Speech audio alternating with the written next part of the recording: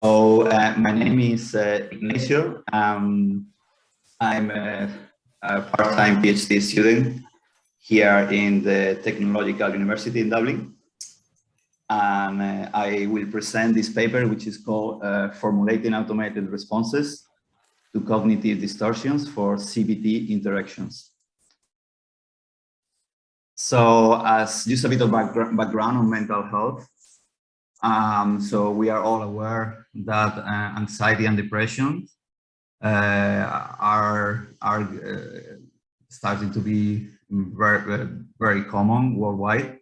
And data from 2018 estimates that around 300 million people globally are experiencing symptoms of anxiety and depression. Only in the European Union, the number of people that have reported those symptoms is approximately 17%. And you know, all this was before pandemic, and newer data is showing that for most countries that's going up since pandemic started.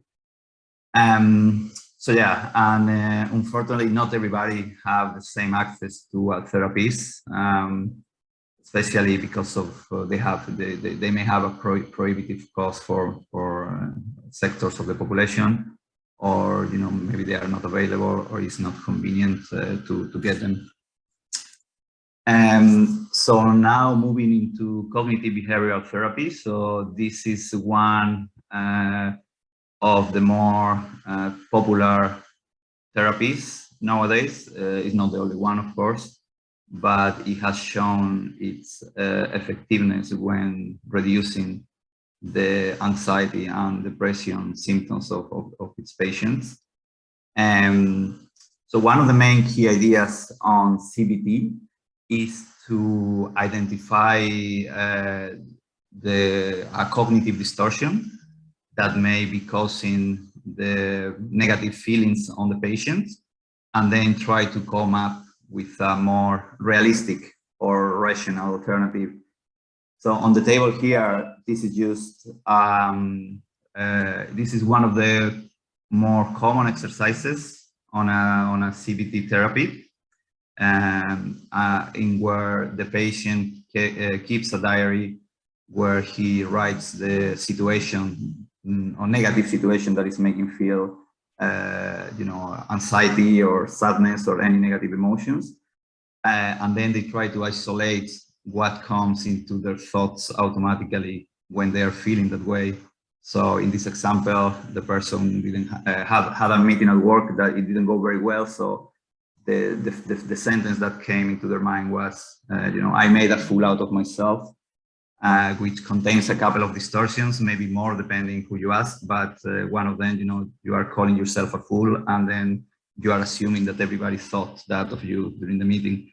So the idea for the patient then is to come up with a more realistic alternative, you know, which, you know, maybe some of them thought that of you, but you know, you cannot be in the mind of the other people. And then there are also other instances where you have done a great work in a presentation or in a meeting in the past. And then after, if you know, if the exercise has been done effectively, then the patient will most likely feel a bit better, or the levels of negative emotions will be better. So we are going to focus from this column. We are especially going to focus on the negative thoughts and then the rational response. These are the focus of the paper that I am presenting today. This is just a table for reference of the most common cognitive distortions. So depending on the resource that you check, some of them may be slightly different. There may be more or less. But you know, I'm including this as a reference. So when we examine the CBT domain machine learning, so first we can see that there are more and more online therapies that are performing therapy not only CBT, but also other kinds of therapy. And then, there have been studies that show that these methods are also very, they also work very well, maybe not as well as in-person therapists, but they are effective. And there are also some commercial applications, such as wallbots. So they use a bit of machine learning, a bit of template-based rules to help or guide users to identify when they are feeling bad, to identify what thoughts are coming into their minds, and try to see if there is any distortion of them, and if that's the case, try to address them. But that application and similar applications, they still, you still feel that you are talking with a bot, so it doesn't allow like the natural flow of a conversation. So the long-term aim of the research is, to design automated agents that can deliver CBT or similar therapies in a more natural way. And this is not what we're going to do in this paper. This paper only takes one of those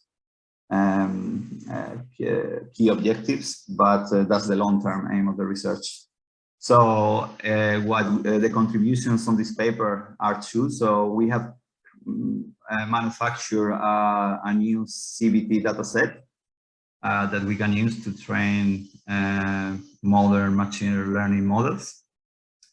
And then we can use those novel architectures to transform negative thoughts into more realistic alternatives. So for the data collection, so there is not a lot of data sets for CBT domain. So the first thing we try to do is to create a small data set. So we gather different negative situations that contain emotions, that negative thoughts. So we examine different CBT books and some web resources and forums.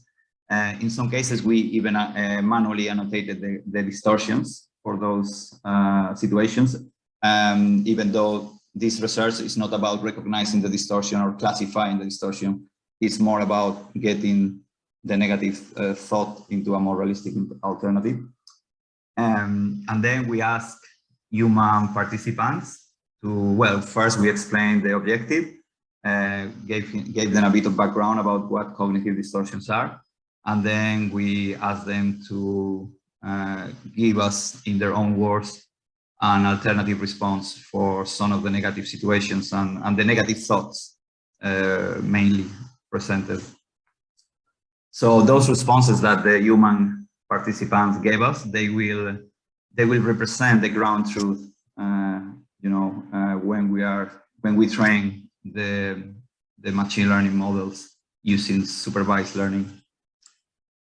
So the first picture is just the website where we were sending the participants to, where we were showing them the situation, the emotions, and each of the thoughts, along with the cognitive distortions. And then we were explaining a bit, if they hover over, we were explaining a bit what each of those distortions mean. And then, we were taking each of the thoughts and asking them to write a response, or, how can that thought that contains negative distortions, how can that thought be more realistic and less hurtful to the patient? So we collected around, so for the data set that we gathered manually, we collected more than 100 situations, mostly work, romantic, social, friends, and family. And those situations had a total of 200 negative thoughts. And then we asked our more than 100 participants to write the alternative responses, and we obtained more than 400. So some of the situations they had more than one response. So yeah, after we had that data ready, then we experimented with modern architectures using a supervised learning approach. to try and generate new responses to the negative thoughts from the evaluation set.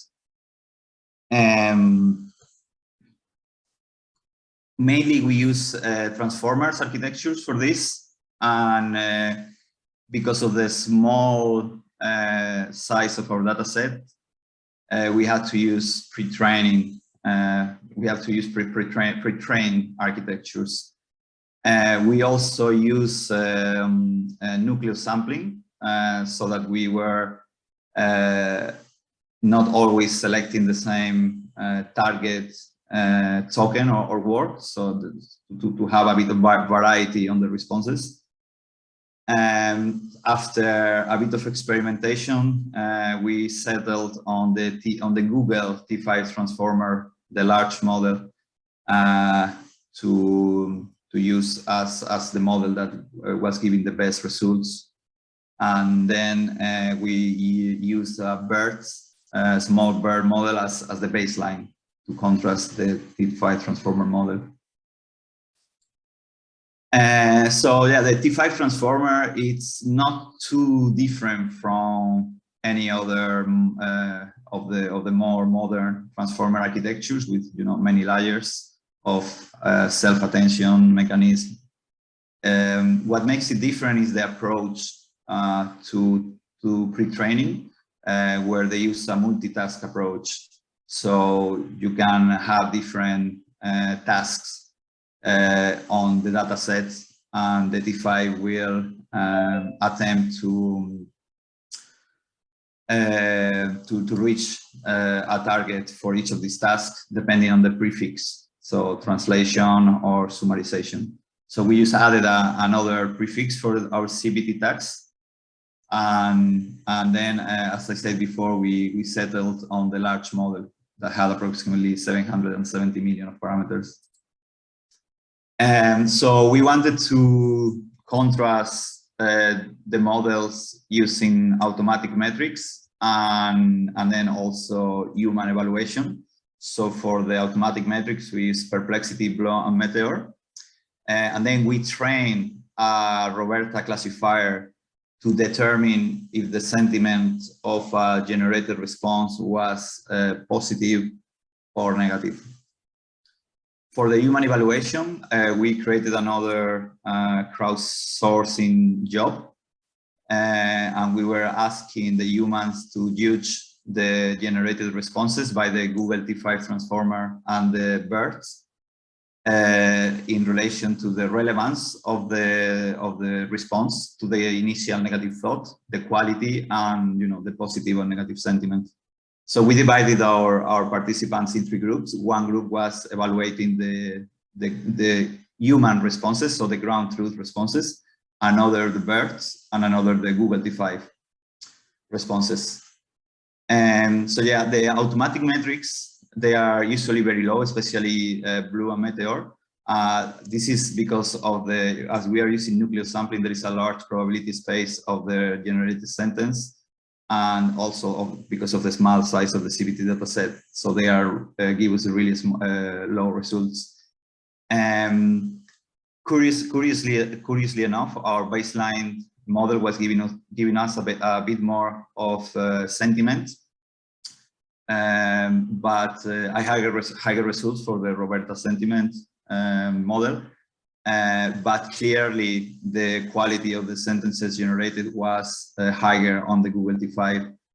So we could see that our human evaluators were giving them scores that weren't too far away from the ground truth responses written by our humans in the previous crowdsourcing exercise. This table, it has some example of situations that we were giving, that we used to generate new responses, and in particular, I included the T5 responses because they are the more interesting. The baseline BERT was generating more gibberish and not very clear responses. So we were concatenating the situation as the input to the T5. We were concatenating the situation with a negative thought, and then we were asking the T5 to generate a response for those. So for the evaluation, human evaluation, what we were doing is we were generating 3 and choosing the best. And we only did this once, as you know, we thought it would be fair, that, you know, just to keep generating until we find one that we like most. For the future work, we want to transition to a more to a proper dialogue system framework. So for that, we really need to expand our data set, which is very small, and we want to add more situations. And then we want to create another crowdsourcing task, but in this case, using some approaches like Wizard of Oz to make it a more dialogue rather than a sequence-to-sequence, input-to-output text generation. And then after that, we will try to generate quality responses using the state-of-the-art architectures for dialogue systems, and when applied to this domain of cognitive behavioral therapy, and hopefully try to make improvements to those models along the way. That's it. Thank you. Thank you. Questions? Thank you, Toledo.